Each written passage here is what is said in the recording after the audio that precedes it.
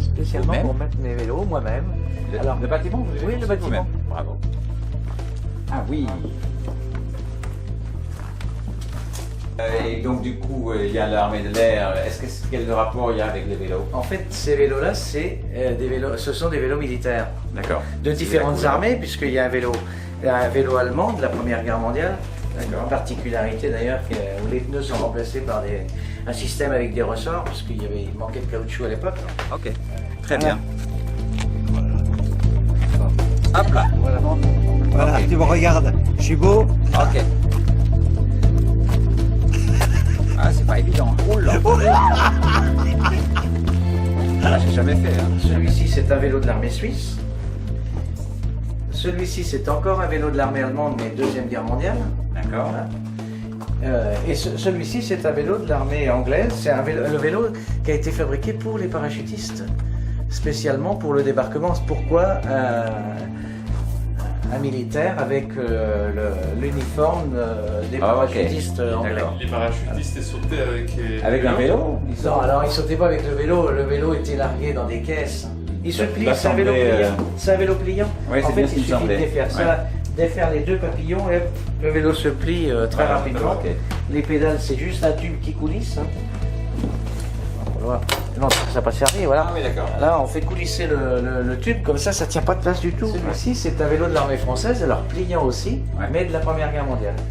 Regarde loin devant toi. Tu regardes loin devant toi, je te tiens, tu risques absolument rien. Tu vas voir?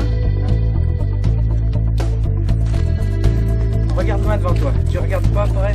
Regarde où tu veux aller, comme sur un vélo. Ouais. C'est ce qu'on appelle une BMA, c'est-à-dire une bicyclette à moteur auxiliaire.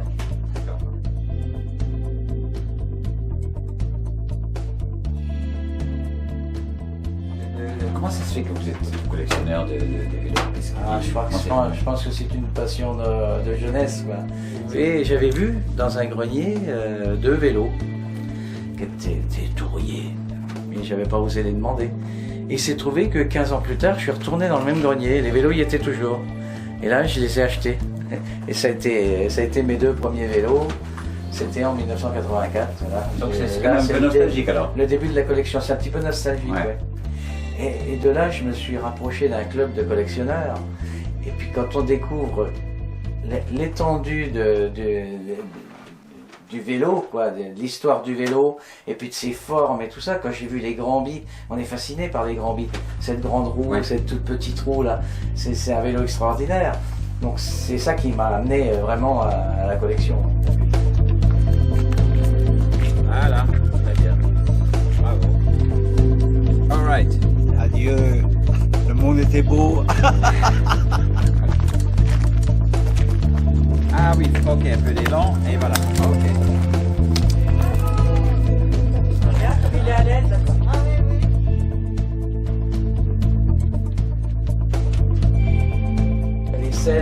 oui. Celle-là, neuve dans sa boîte, c'est quelque chose d'extraordinaire. Hein. Ah. Et votre plus vieil vélo?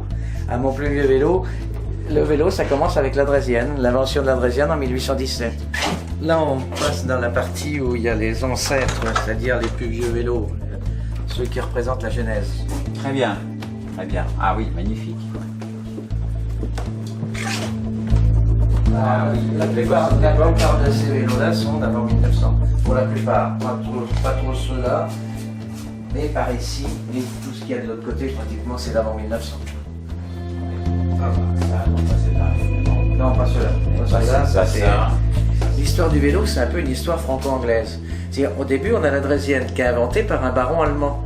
Mais en Allemagne, il n'arrive pas à développer son idée. Il est venu la présenter en France. Et un an après, elle se développe en Angleterre. Bizarrement, la pédale, c'est pareil. La pédale, c'est une invention française. Non, mais non. Puis tu tournes avec la poignée de droite. Elle peut marcher en marche arrière aussi. En marche arrière aussi, ça va en marche arrière aussi. Il est en train, il va monter là. C'est quand même, il faut savoir monter. Hein, la chute la plus bête que j'ai faite, en fait une erreur de pilotage, c'est pas vieux, c'est il y a 2 ans. Moi, je pense personnellement que ça vaut la peine d'être visité parce que en tant que collection, j'ai rarement vu autant de différences dans le vélo, le développement du vélo. Et surtout, le propriétaire est quelqu'un de très sympathique et grand connaisseur.